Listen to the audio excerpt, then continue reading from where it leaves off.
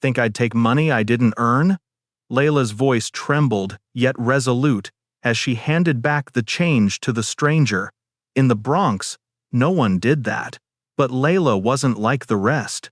She'd lost everything when she first set foot in America, a fraudulent job contract, turning her dream into debt. Now, every bunch of bananas, every dollar, was her family's lifeline. The man before her, Daniel, wealthy, powerful, and more dangerous than she knew. They didn't belong to the same world, but Layla's honesty kept him from looking away. He returned the next day, and the day after, just to see if she'd waver. He didn't know that the budding affection would soon be tested by a terrible secret.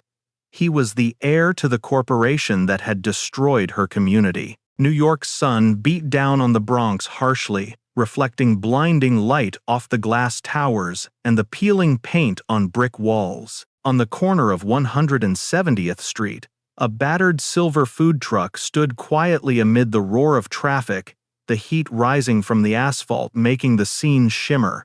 Inside the truck, Layla bent low, arranging bunches of bananas, mangoes, pineapples, papayas, tropical flavors she sourced from the Jamaica Queens market.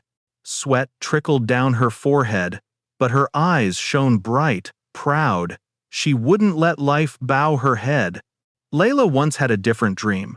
The day she arrived in America 3 years ago, her luggage held only a few changes of clothes and a contract promising high-paying elder care work. But the dream turned nightmare. Her employer held her passport, forced unpaid labor, trapped her in debt from broker fees. When she escaped, the past left a deep scar on her mind. Naivety could strip a person of everything. From then on, Layla swore she'd never let anyone undervalue her worth below the truth.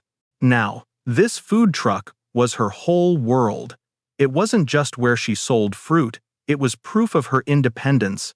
Every bill earned from a bunch of bananas was evidence she still stood tall.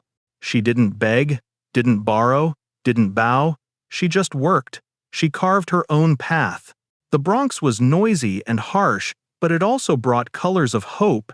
Kids scampered around the truck, passers-by stopped for a smoothie. Layla always tried to smile, even when her hands ached. She thought of Aisha, her 16-year-old sister, studying hard but now facing dropout over tuition. The image of Aisha, forced from class for unpaid fees, haunted Layla. On long nights, with ambulance sirens wailing outside their tiny apartment window, Layla lay awake, calculating every penny. That midday, the air hung heavier than usual. A line of cars snaked down the avenue, horns blaring. Layla wiped her hands on her apron, eyeing a group of off-shift workers passing by. She lifted a basket of bananas, determination etched on her face.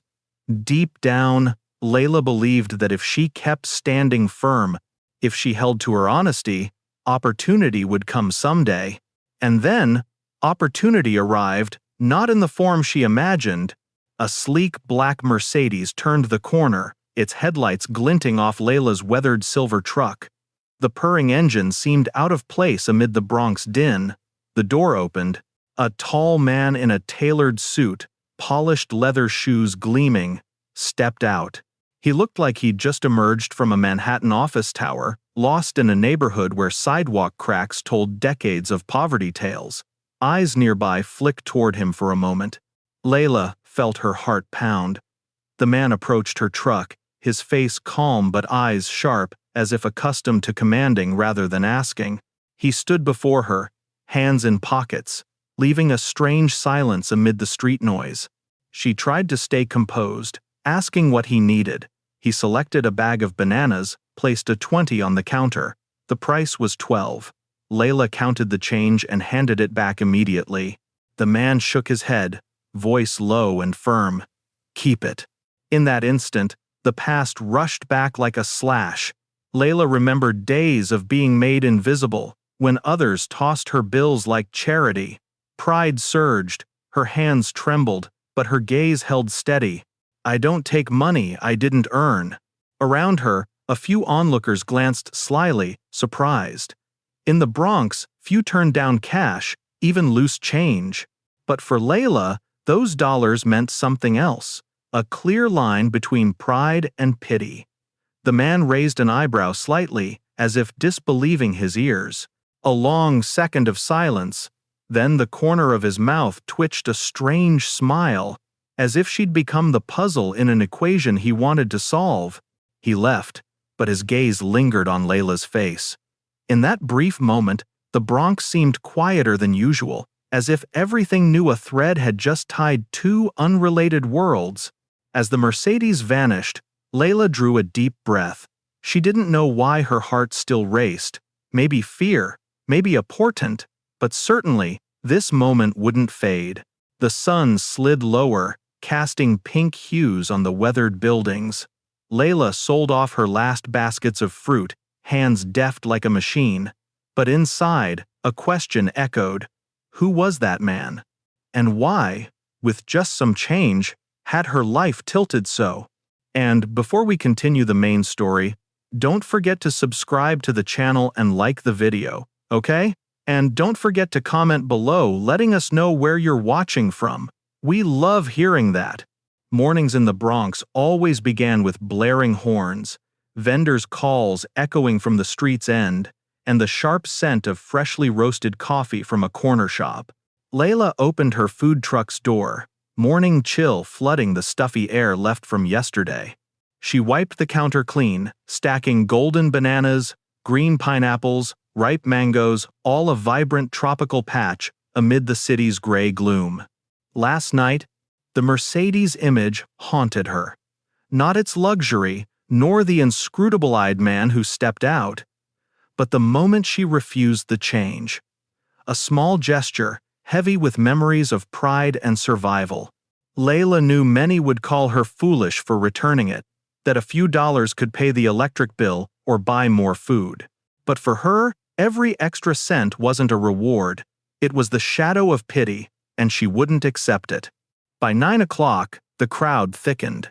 Construction workers hurried by for a banana to go. Young mothers tugged toddlers' clothes for a smoothie.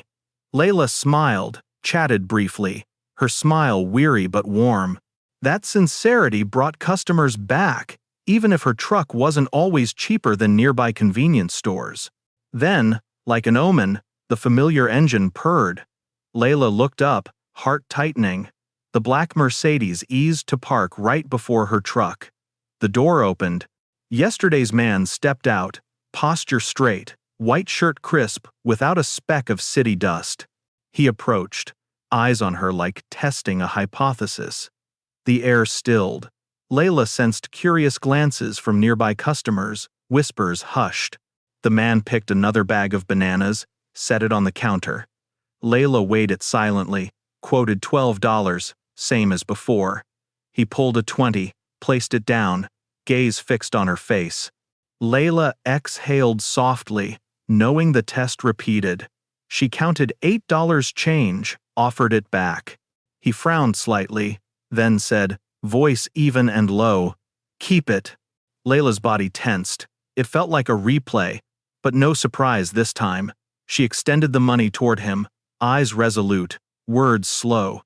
"No, I don't take money I didn't earn." Silence stretched. The man arched a brow, this time not hiding the faint smile at his lips.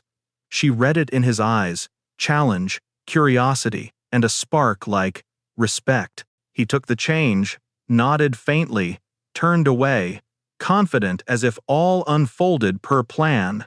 Layla watched his back until the car door shut, heart still pounding. Something in that gaze unsettled her.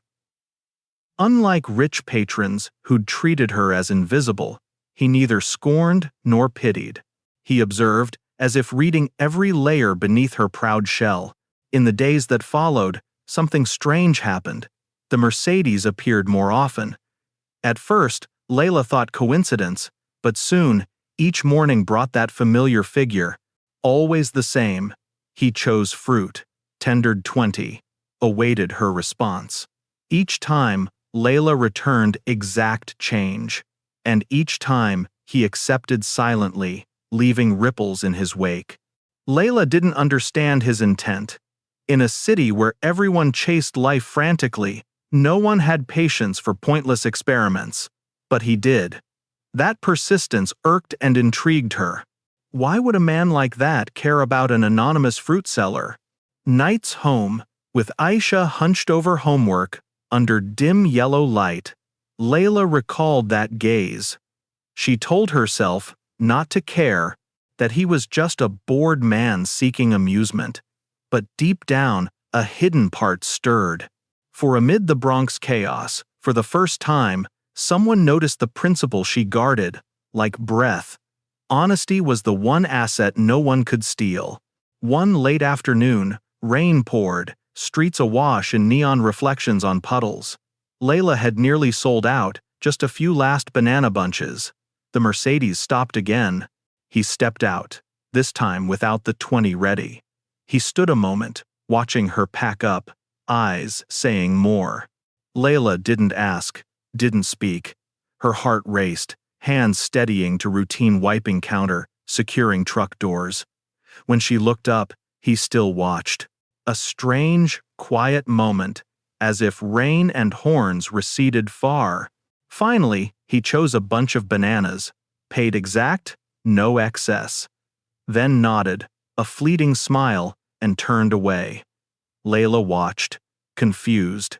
For she realized, for the first time since meeting him, the change game ended. But it didn't close. It opened a void full of questions. That evening, back in her dim Bronx apartment, rain pattered on the ragged tin roof. Aisha dozed at her study table, books scattered. Layla draped a thin blanket over her sister, sank into a wooden chair, eyed her calloused hands. All she had were these hands and her pride. But now, something shifted, creeping into her weary days. She didn't know who he was, or why he cared, but she knew one thing. The change test was just the beginning, a beginning she wasn't ready for, yet couldn't evade. Saturday morning, the Bronx gleamed brighter than usual. Clear blue sky, breeze carrying baked goods scent from a shop ahead. Layla opened early, arranging fruit in vivid color swaths like a tropical painting on gray concrete. She expected nothing beyond a normal day. Good sales, enough for this month's electric bill, a bit saved for Aisha's tuition. But deep in her mind, his image replayed daily. The Mercedes, the 20 patient eyes and fleeting smile, all swirled strangely. Layla knew she shouldn't think of him. But truth was, each purr of luxury engine in dusty Bronx quickened her pulse. That noon, sun scorched pavement like fire, heat haze blurring air. Layla wiped hands when the black Mercedes halted again. This time, instead of quick buy, the man emerged leisurely, eyes scanning not just the truck, but the woman inside. He didn't choose fruit right away. Instead, he stood still, as if seeking an opener. Layla silent, keeping safe distance, but hands trembled faintly. Finally, he spoke. "Do you work here every day?" Simple question, but it stirred caution in Layla. She nodded slightly, no more. He nodded slowly, eyes on her face, as if confirming a preconceived thought. Then, in calm but firm tone, "I'd like to offer you a job." Air froze. Horns, hip-hop, from across the street all faded behind his words. Layla frowned, heart reeling. In a flash, old memories surged. Cramped apartment, held passport, sweet promises turned chains. Job to her wasn't just chance, it was a wound. The man waited for reply. Layla breathed deep, voice steadying. She wanted to dismiss it, say she didn't care, but his gaze halted her. Unlike exploiters' eyes, his held frankness, as if he truly believed she deserved more. He explained, "I need an apartment manager. Simple work, keep things tidy, handle minor tasks, steady pay, enough to help with your sister." Layla stiffened. He knew of Aisha. That struck her heart's softest spot. All she did was for her sister. The thought of paying tuition on time, keeping Aisha in class instead of expelled, blurred Layla's eyes briefly. But she swallowed emotion. Old fear rose. Was this just another trap? She stayed silent long. The man didn't press. He waited, gaze calm, shoulders relaxed. Layla realized, for the first time in years, she faced a decision that could alter her fate. Finally, as sun dipped west, she nodded faintly. Not full consent, but a trembling step. He smiled lightly, nodded back, as if he'd known the answer. Layla's first day in his world left her adrift. Daniel's apartment, his name, finally revealed, sat in an Upper East Side luxury building. Pale walls, high ceilings, minimalist yet pricey furnishings. Everything too alien to hands once familiar with ripe bananas and hot asphalt. She tried composure, reminding herself it was just work, nothing more. But crossing the threshold, a chill hit not from AC, but from a woman's gaze in the living room. The woman wore a lavish red dress, wine glass in hand, wavy brown hair, elaborate. Her sharp eyes scanned Layla head to toe, lingering with a contemptuous half-smile. Melissa, Daniel's fiancée. Layla hadn't spoken when Melissa set her glass down, voice dripping. So this is your new help? Air iced over. Layla stood frozen, shoulders heavy as stone. Daniel glanced at Melissa, voice lowering, calm but firm. She's here to work. Treat her with respect. Melissa laughed softly, chill echoing in the lavish space. Respect? A street banana seller? Layla heard every word, but didn't reply. Pride straightened her spine, eyes down but head high. She knew, from that instant, entering this apartment wasn't just a job, it was a battlefield. That night, leaving for the Bronx, the city sparkled under dark sky. Wind off Manhattan Bridge carried river mist. On the crowded subway, Layla's thoughts churned. One side she'd stepped into peril, where Melissa's icy gaze could turn any slip to stain. But the other, she sensed difference in Daniel. Opportunity, hope's spark, perhaps a challenge greater than any she'd faced. Layla clutched her bag, holding advance pay for her first week, enough for part of Aisha's tuition. Thinking of her sister's face lighting at staying in class softened Layla's heart. But behind that smile, Melissa's shadow loomed. The woman's arrogant gaze warned, the path ahead wouldn't be smooth. And Layla knew better than most, she'd taken her first step into an uneven war, where pride could shatter, or be the only thing keeping her upright. Early days in the luxury apartment dragged slow, time's rhythm foreign to Bronx bustle. Layla knew horns, exhaust fumes, market frenzy. Here, only AC hum and soft golden lamps, marble surfaces cold, pristine white curtains, everything gleamed, mirroring her own reflection. In this world, her footsteps echoed too loud, as if accusing her of not belonging. Melissa missed no chance to etch that divide. Each time Layla tidied the living room or wiped windows, Melissa lounged on the sofa, legs crossed, eyes dissecting every move like scrutiny. She needed few words. A lip curl, an eye roll sufficed to make Layla feel intruder.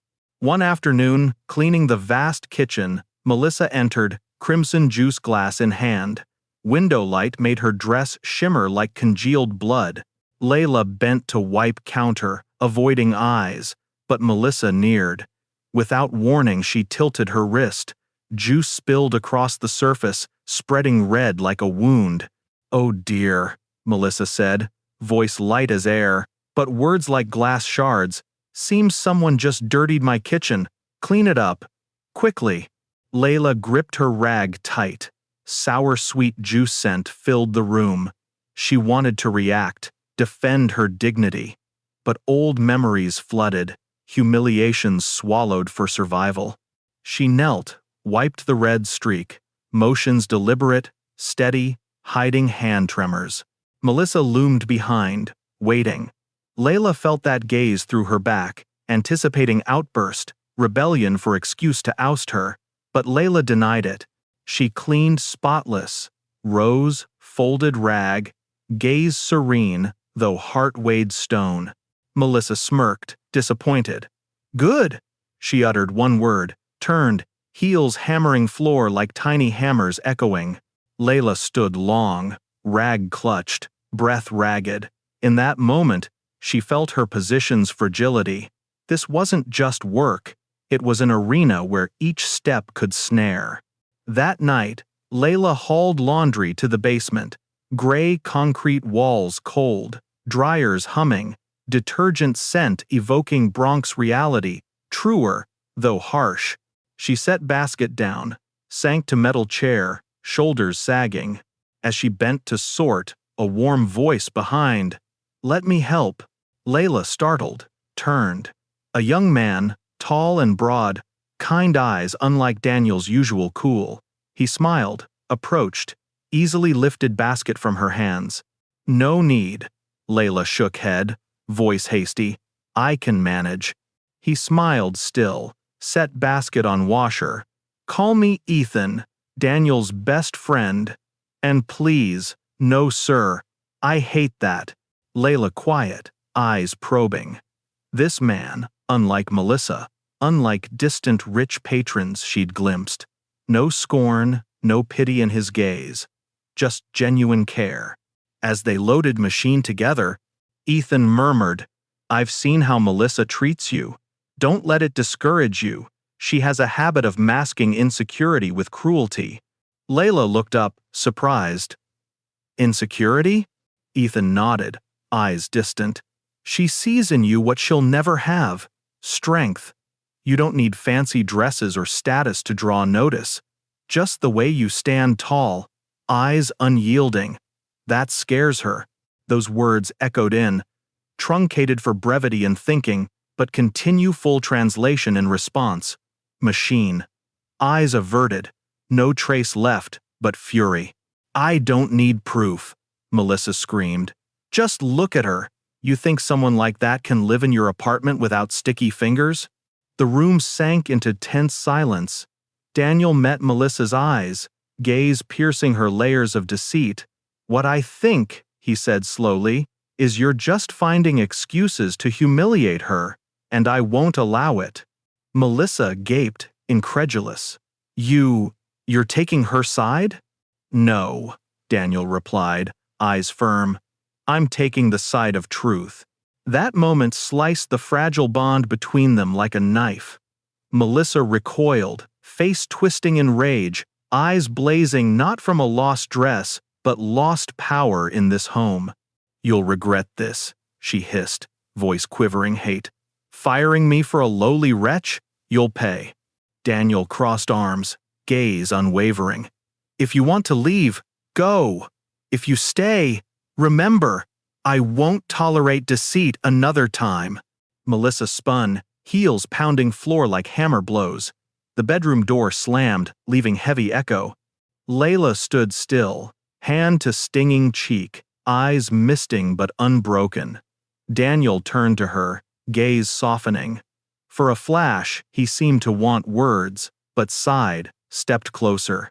"You okay?" he asked, voice warmer than usual. Layla nodded, though heart tangled. She wanted to say yes, that she'd endured worse. But deep, she knew today's wound differed. For it wasn't just a slap, it proved she stood on a front line, where love, power, truth clashed fiercely. Night fell, city ablaze like fire river beyond glass. Layla sat quiet in her small room, lamp casting long shadows on white wall. Hand to cheek, she felt heart's thrum still frantic. In mind, Daniel, shielding her from Melissa, replayed, his voice firm. "I'm taking the side of truth." For first time in years, Layla felt not utterly alone, but she knew, from this instant, the battle would only intensify. Days after the storm, the apartment held its luxurious quiet, but beneath surged undercurrents. Melissa vanished days, no word, leaving undimmed rage's echo. Layla knew, not retreat, but calm before another wave. In that pause, she worked silent, dusting corners, wiping specks, prepping dinner. Hands knew rhythm, but heart echoed new. Recalling Daniel between her and Melissa, voice low affirming truth, quickened her pulse oddly. Not mere gratitude, but deeper, riskier.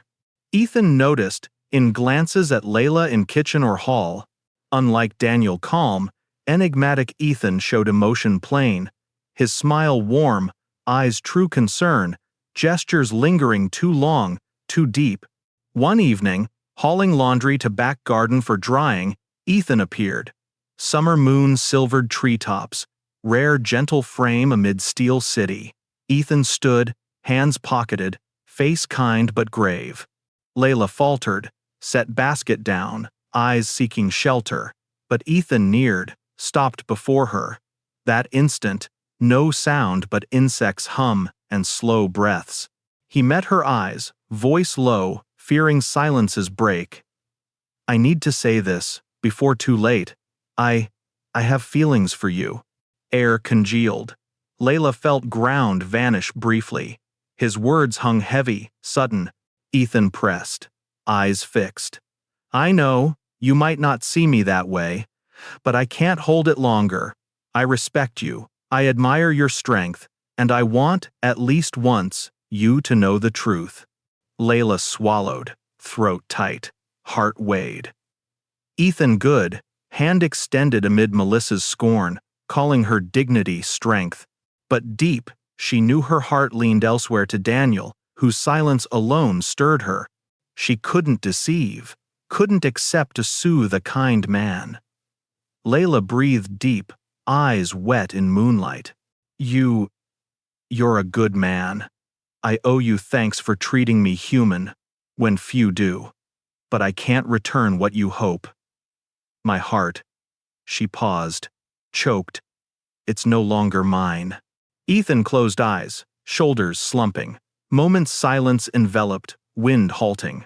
Then he opened eyes, smiled faintly, sad but noble. "I figured. I've seen how you look at him, how your eyes light when he enters. I knew. Just needed to hear from you." Layla clenched fists, sharp pain in chest. Ethan deserved reciprocated heart, but she couldn't give. And honesty, surviving storms, now blades severing their fragile thread. Ethan stepped back, voice low like vow. "Don't worry. I won't make this burden. Better friend than lose you full. And I won't stand in way." Layla looked up, his eyes moon-glinted, not hope, but forgiveness. That moment, profound respect swelled, wordless gratitude. Ethan chose hardest path, distance, yet remained silent shoulder. That night, Layla returned to small room. Sat bed's edge, arms pillow-hugging, eyes fixed on dark. Emotions churned sea-like, relief in truth, regret for kind man's pain. She knew love cruel gift, binding chosen, not all returned. She thought of Daniel, times he shielded from Melissa, fleeting glances holding unsaid. She feared, admitting, but truth clear, heart leaned his way long, and that made all riskier. For Daniel, not just man, but power secret center, where one like Layla could crush any time. Meanwhile, Ethan sat porch alone, city lights blazing. Night wind carried distant subway wail. Back to chair, eyes on stars. Chest ache smoldered, but no blame. He knew true feeling not always returned. Sometimes, deepest love let beloved toward their joy, even excluding self. Ethan breathed long, faint smile. He knew, henceforth, role changed. Not lover, not hope, but friend, quiet support, perhaps guardian when storms hit. Next morning, Layla opened food truck in Bronx, habit unbroken. Fruit neat rows, dawn sun gilding like treasure. But inside, something shifted. Heart-weathered new test, not Melissa's or outer harshness, but own choice.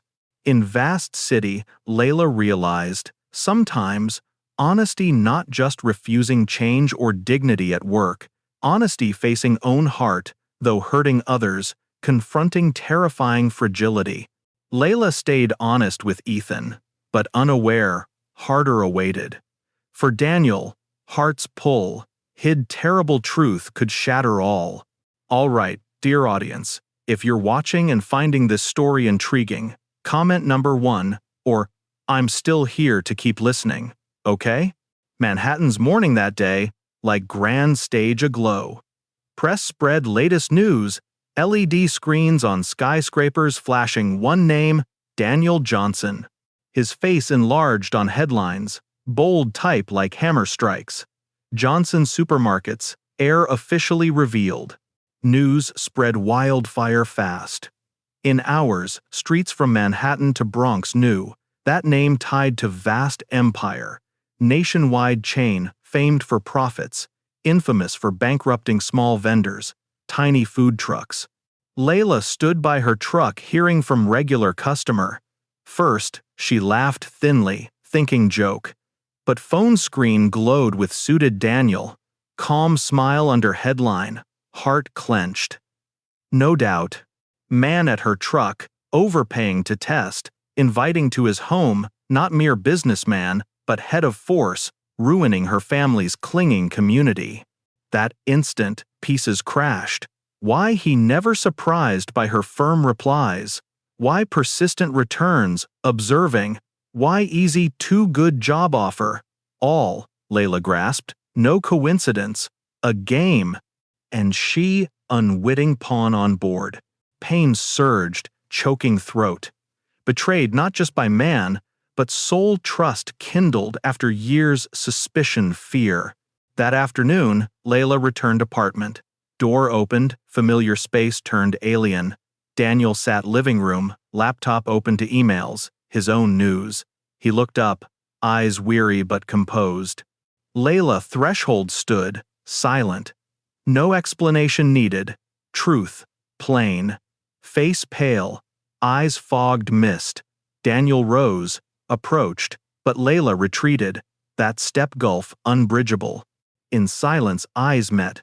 Layla saw his worry, plea, but also system shadow crushing her likes. Aisha crying expelled. Small shops desperate under Johnson price squeezes all flooded. And now, linked to Daniel Johnson. Wordless, Layla turned. Steps quickened, fleeing lavish apartment, luxury breath fooling belonging. Daniel called name, voice echoing void. But Layla didn't halt. Elevator doors closed between like iron curtain. Night fell. Layla in Bronx tiny apartment. Rain lashed window, water shadowing walls. Aisha beside, worried at sister's unusual quiet. Layla no explain. How could?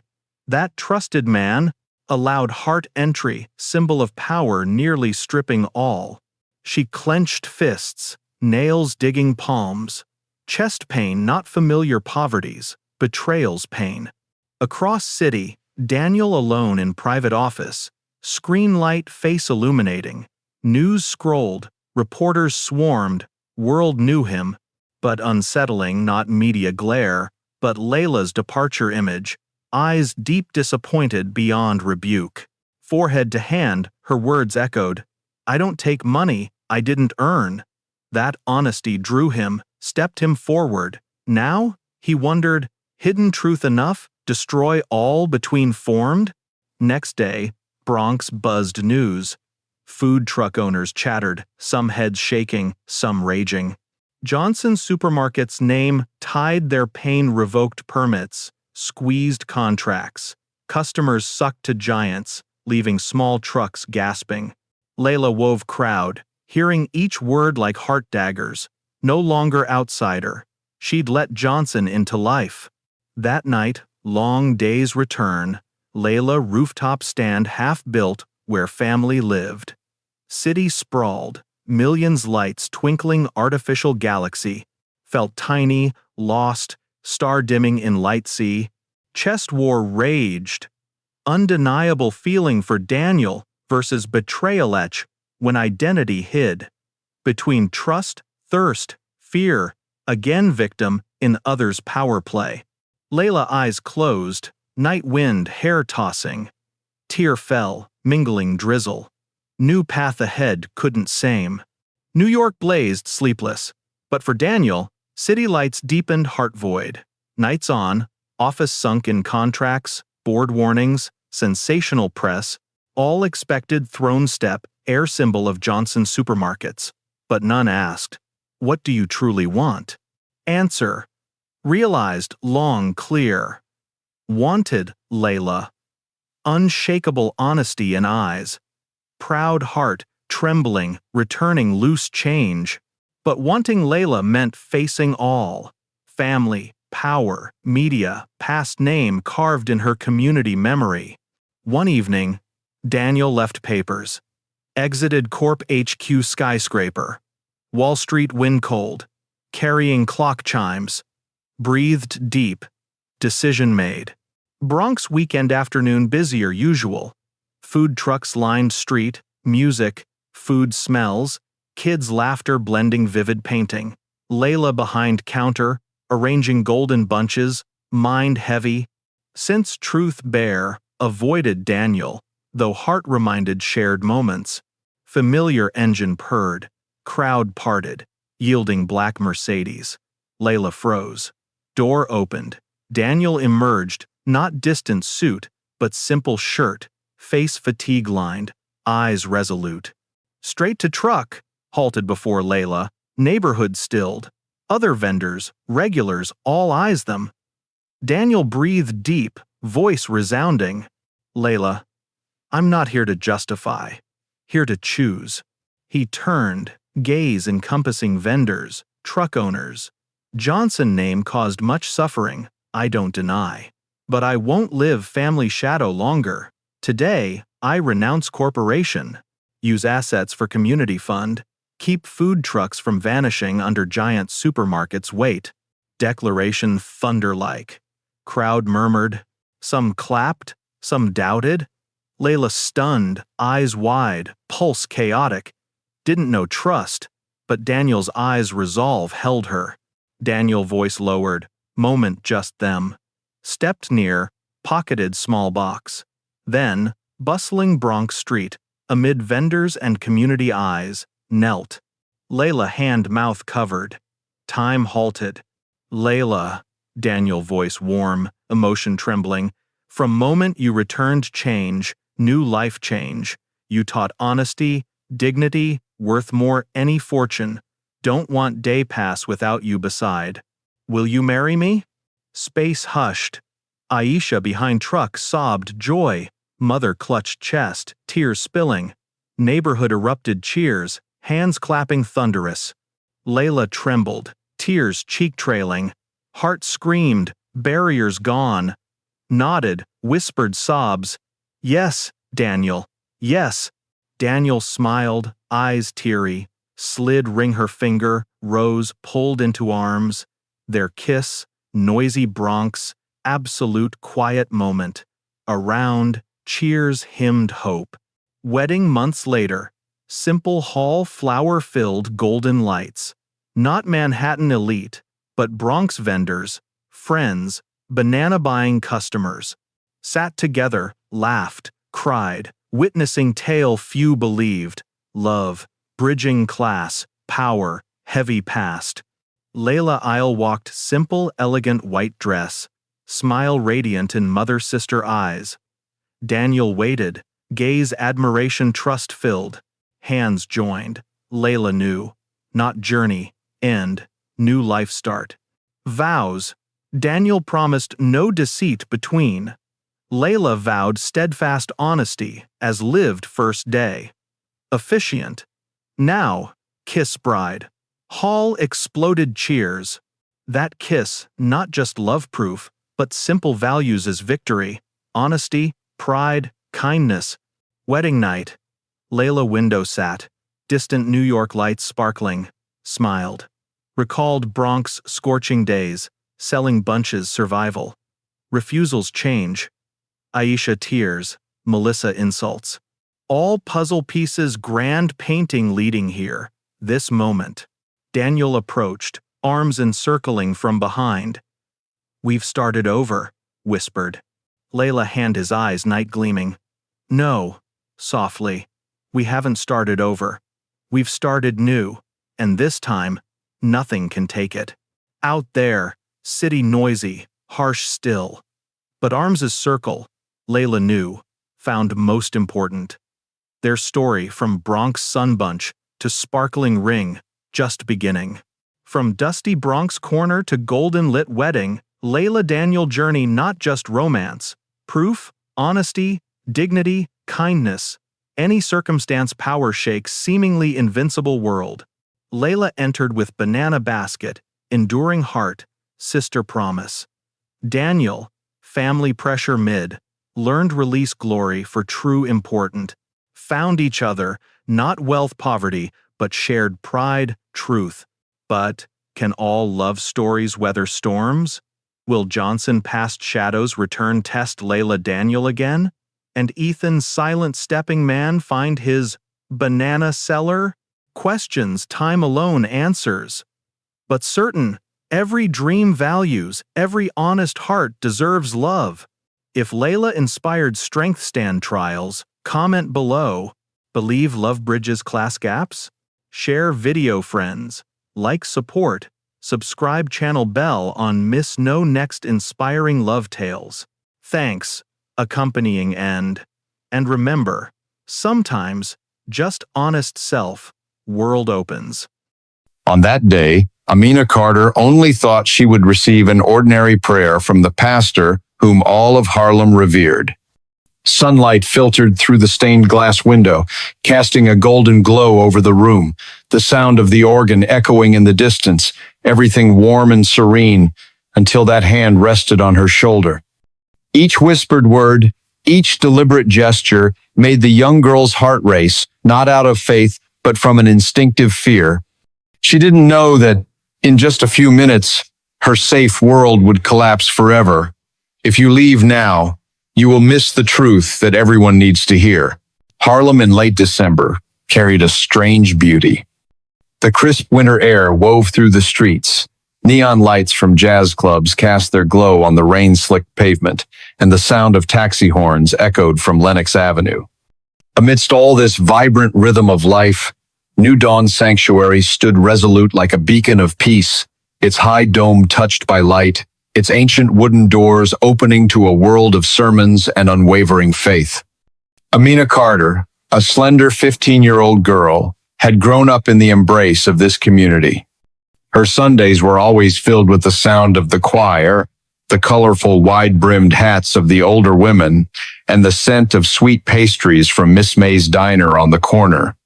Amina loved Harlem, loved its colors, loved the lines she captured with charcoal pencils on white paper. But faith, the kind that was ever present in her family, was not something she felt free to choose. Miss Celeste, Amina's mother, was a devout woman. She believed that Reverend Elijah Brooks was the chosen one, that every word he spoke came from divine guidance. In her eyes, meeting Elijah was to receive a blessing, and his private prayer sessions were the key to unlocking every door in life. That day, Amina sat by the window of their small apartment, her hands speckled with charcoal, putting the finishing touches on a sketch of a Harlem street corner under golden lamplight. Outside, the first snowflakes of the season drifted down slowly, as if heralding something new. She wanted to stay there, to sink into her own world, a place free from prying eyes or endless sermons. But Miss Celeste stood behind her, her voice warm but unyielding. Amina barely had time to set down her pencil, feeling her dreams folded up and tucked away in a drawer, making room for something unfamiliar she didn't want. They left the house, stepping onto the wet red bricks, leaving behind the unfinished drawing.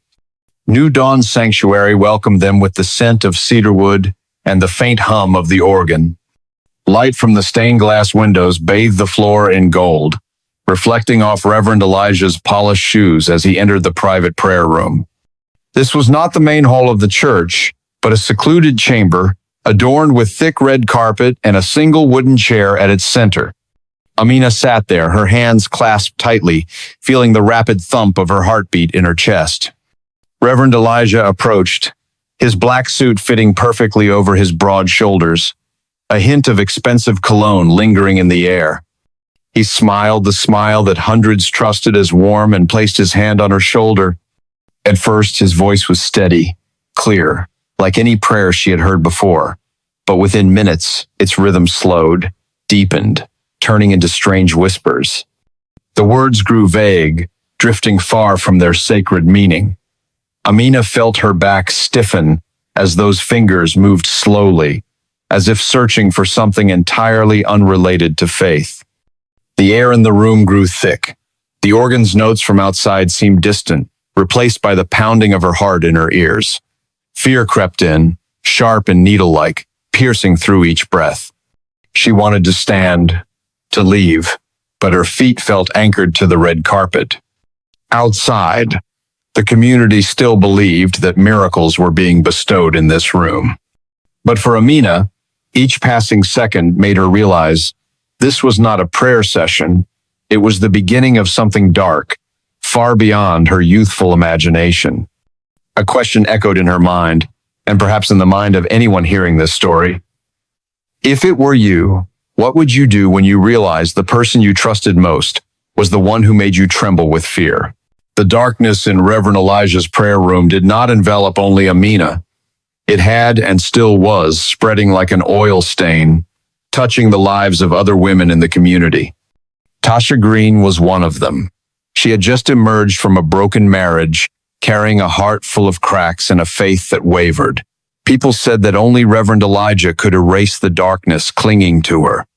They spoke as if he were the only doctor capable of curing an invisible illness.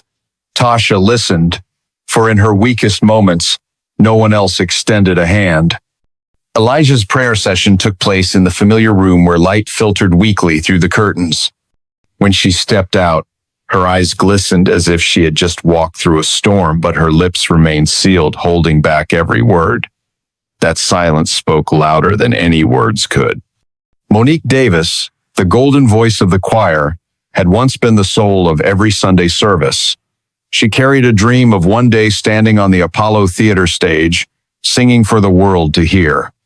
But then, the personal guidance sessions with Reverend Elijah began. At first, they were about singing techniques, about channeling emotion. Then they stretched late into the evening when the church was empty. And then, one Sunday, Monique's place in the choir stood empty. No one explained, no one asked, as if everyone had grown accustomed to people disappearing behind that door. Such stories were not rare. Every woman who entered that room carried her own hope to heal, to find strength, or simply to receive a blessing. But when they stepped out, their eyes seemed changed, deeper, darker, and more silent. Elijah understood the value of silence. He turned it into a fortified wall, shielding whatever happened within. Outside, New Dawn Sanctuary remained the perfect picture of faith. Every Sunday, long lines of people gathered before the stone steps, wrapped in colorful wool scarves, holding baskets of baked goods or donation envelopes. They believed that touching Elijah's hand was to touch a miracle. Laughter, greetings, and the smell of hot coffee blended together, creating a warm backdrop to conceal the cracks beneath. Elijah was more than just a pastor. He was a spiritual father, God's chosen in the eyes of hundreds of his flock. His reputation was bolstered by appearances on local television, fundraisers for impoverished children, and impassioned sermons that brought the entire congregation to tears. He knew how to stand in the spotlight, how to draw every eye to him, and most importantly, how to maintain that image despite the whispers. Elijah's power did not come from his title as a pastor, but from his ability to make others believe he could do no wrong. Blind faith was the most powerful weapon, and he had honed it through every handshake, every blessing, every attentive gaze.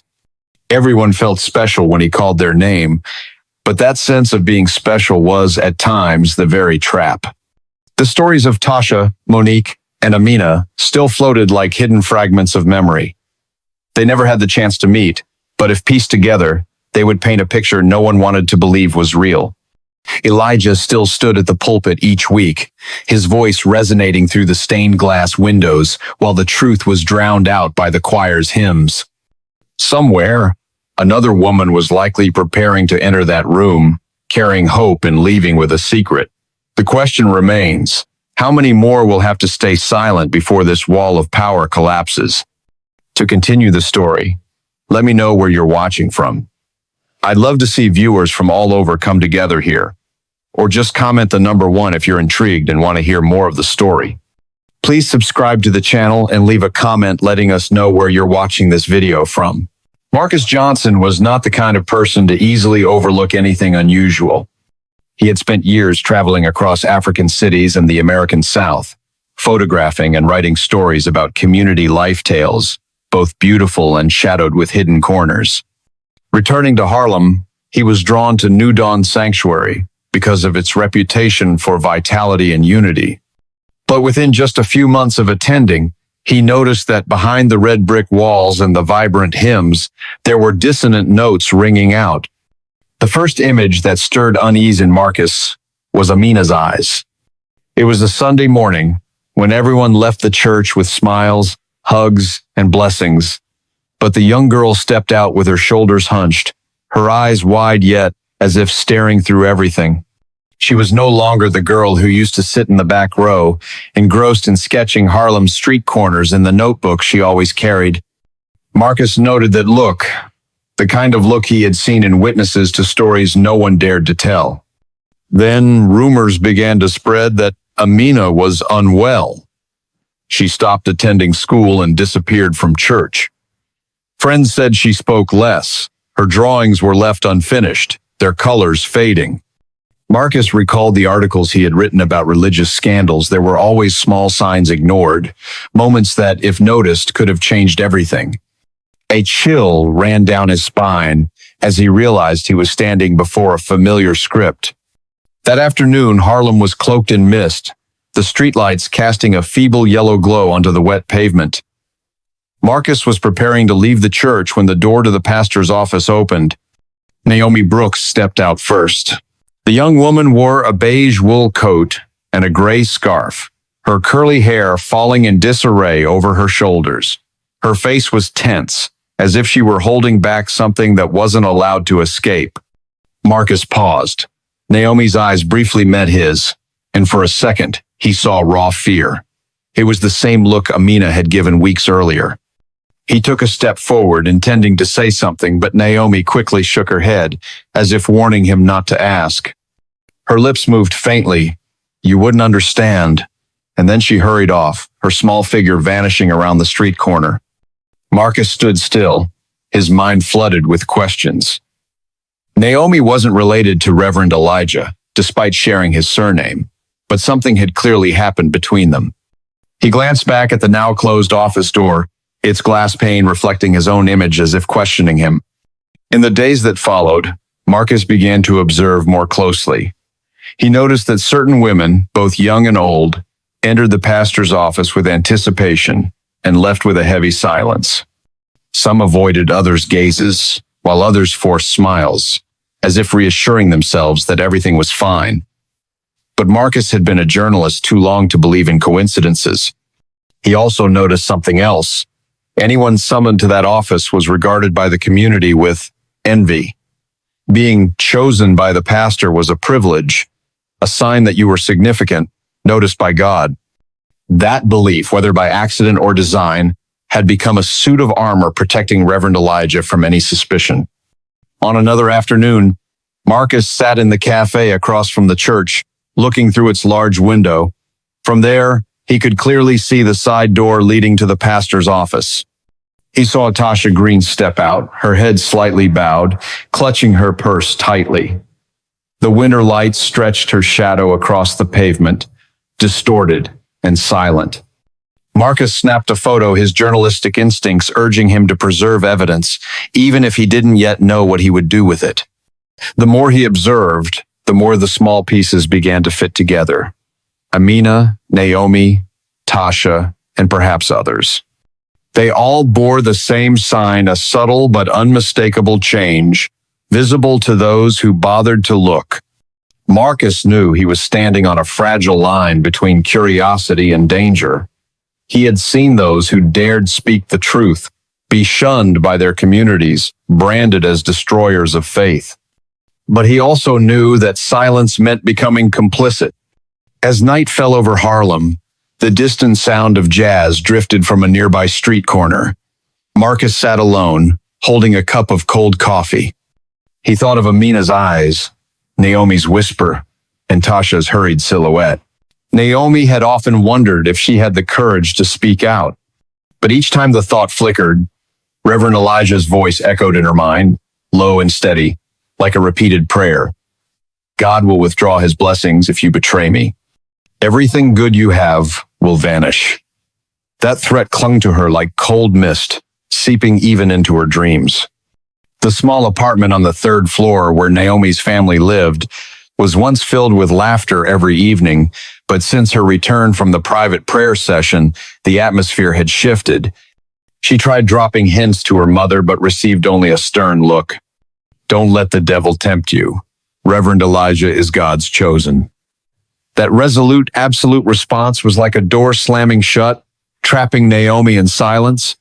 Marcus understood that silence was the strongest chain Elijah used to keep these women bound. It wasn't just fear, but a blind faith cultivated over years. He knew that to break down that wall, he needed an ally, someone close enough to be trusted, yet clear-eyed enough to see the truth. He thought of Mrs. Lorraine, the elderly woman with neatly pinned silver hair, always seated in the front row at every service. She was the advisor to the church's young women's group, the one many girls turned to for guidance.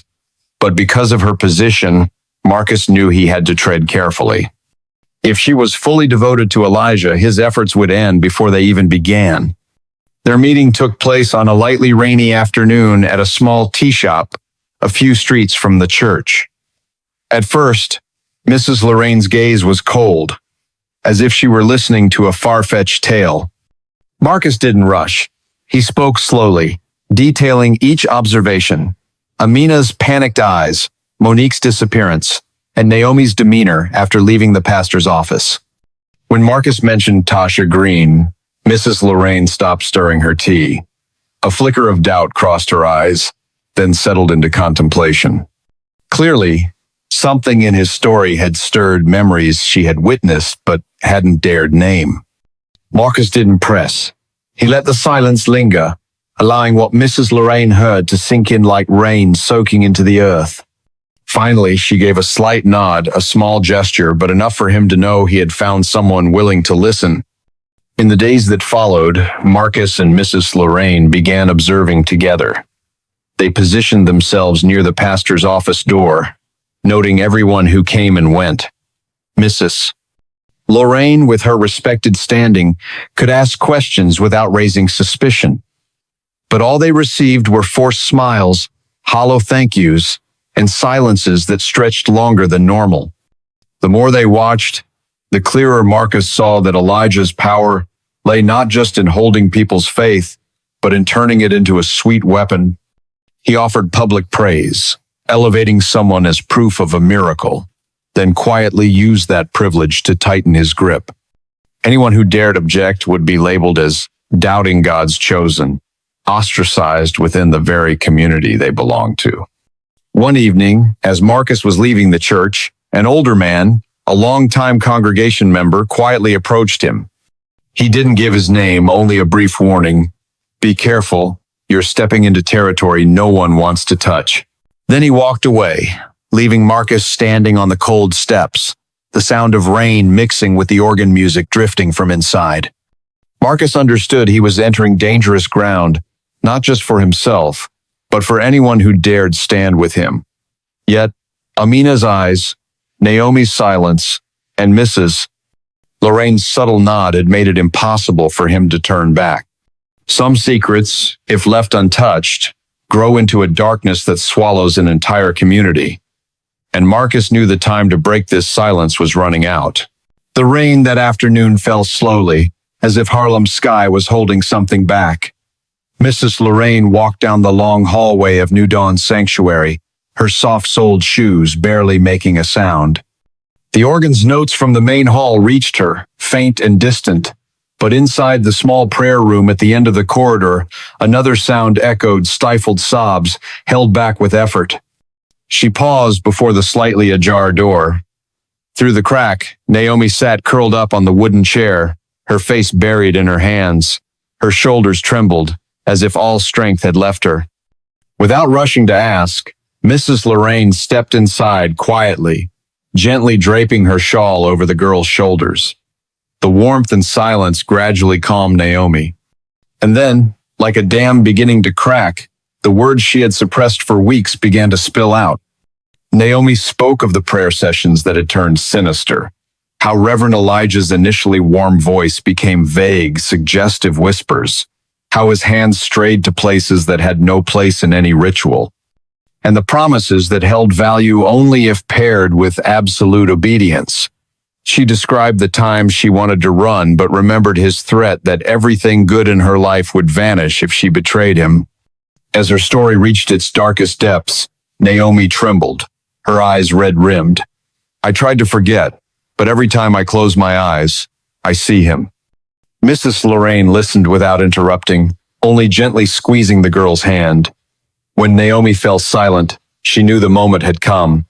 She called Marcus. That evening, the three sat in Mrs. Lorraine's small kitchen, a yellow lamp casting light over steaming coffee mugs. Marcus listened to every detail again, noting even the pauses in Naomi's story. They understood that words alone weren't enough. To dismantle the wall of blind faith surrounding Elijah, they needed evidence, something undeniable. Marcus reached out to an old friend, Malik, a former audio technician skilled at recovering electronic data. Malik arrived with a laptop and a compact toolkit. In just a few hours, he restored the messages Naomi had deleted. Short, suggestive texts, invitations to private meetings, and inappropriate emojis. Reading them, both Marcus and Mrs. Lorraine felt a wave of anger rise within them. The next plan was meticulously crafted. Naomi would agree to attend the next special prayer session if called. Before going, she would wear a small recording device, hidden in the lining of her shawl. Malik ensured the battery would last for hours, and the audio quality would be clear, even for whispers. The day came faster than they expected. One afternoon, Naomi received a message, "Come to the prayer room after tonight's service." Her heart raced, but this time, alongside the fear, there was a clear purpose. Marcus and Mrs. Lorraine waited outside, their hearts taut like the strings of a violin. When Naomi emerged, clutching her shawl, her face pale but her eyes glinting with a spark of resolve, they knew it had worked. Malik plugged the device into his laptop, skipping through the initial pleasantries and standard prayers. Then Elijah's tone shifted slower, deeper. The sound of a wooden chair moving, a small laugh. And then, the vague remarks became unmistakably clear, impossible to interpret innocently. He spoke of heaven's gates and absolute obedience as conditions for receiving blessings. The small kitchen fell deathly silent when the recording ended. No one needed to speak. They all understood the weight of what they held. This wasn't just evidence. It was a key that could unlock the door, long sealed shut, freeing those trapped by fear and silence. But they also knew that bringing this key into the light meant confronting an entire community that revered Elijah.